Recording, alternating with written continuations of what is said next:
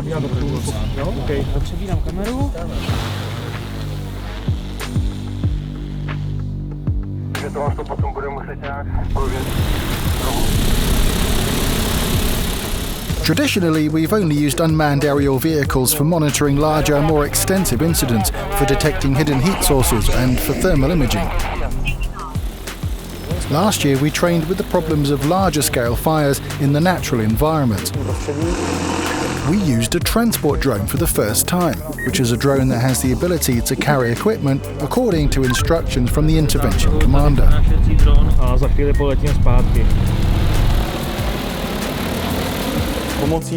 With the help of this drone, we are able to transport material. It can carry 30 kilograms, and we can either physically land the drone itself at the scene of the intervention, or if that's not possible, we can use a winch to lower only the load, where it can be safely unhooked without the need for another person.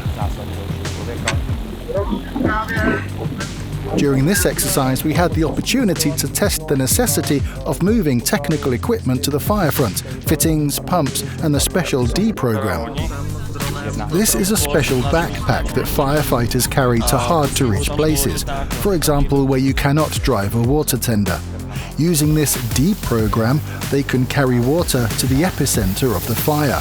It weighs about 28 kilograms, so it is extremely physically demanding for a firefighter, but it is just right for our drone.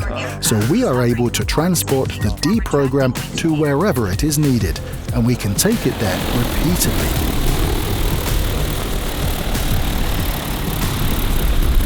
Došlo k píchnutí včely nebo vosy a k alergické reakci u příslušníka. Můžete nám na místo poslat zdravotní záchrannou službu? Jo, mám alergickou reakci, potřebuju pomoc.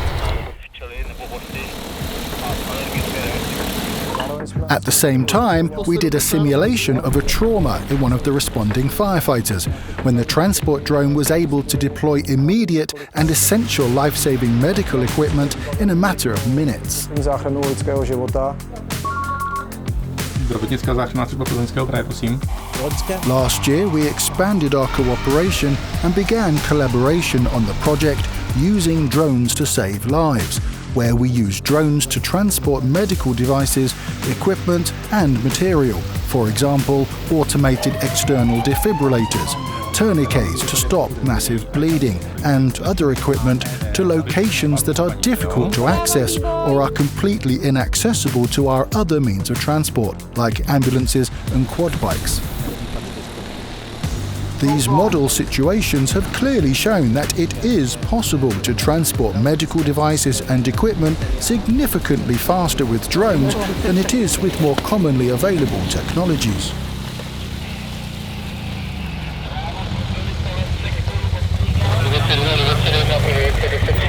Jsme tady potí nauční a tudy a sem. Takže tady ta odbočka tam modrá vypadala hrozně.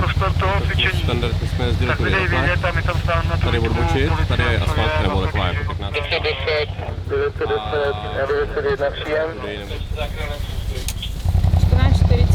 zhruba, 14:44. 11 minut. 11 minut, to už je znát.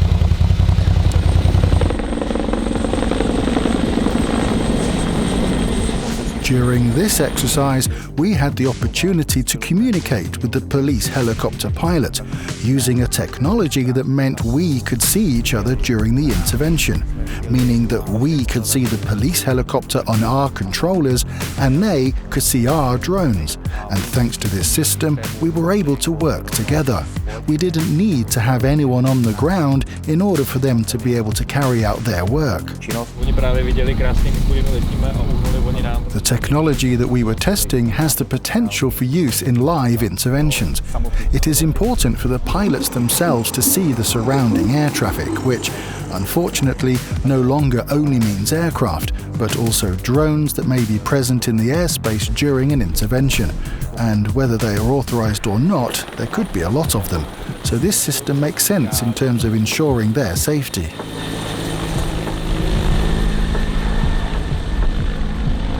Here in the Pilsen region, we have quite an advantage in that SIT drones are more or less pioneers in unmanned vehicles in the Czech Republic, and many of these elements are still being introduced.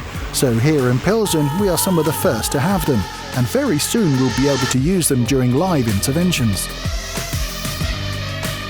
The first project in which we saw this being used was helping the fire and rescue services during the recent floods, when we were able to transport various types of material to families or people affected by the floods, places that firefighters were not able to reach by boat.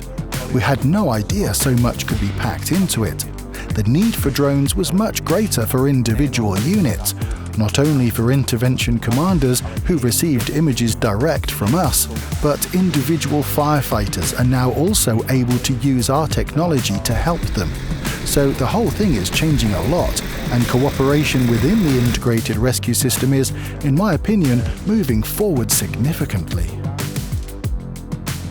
A new concept is now being created at the level of the Agrarian Directorate of the Fire Rescue Service, where these drones with transport capacity should be deployed in 3 locations around the country, where someone will operate drones that deal with monitoring and, for example, thermal imaging, and someone else will operate the transport drones, which is again more personnel intensive. And I believe that a solution will be found to use unmanned aerial vehicles at the highest level.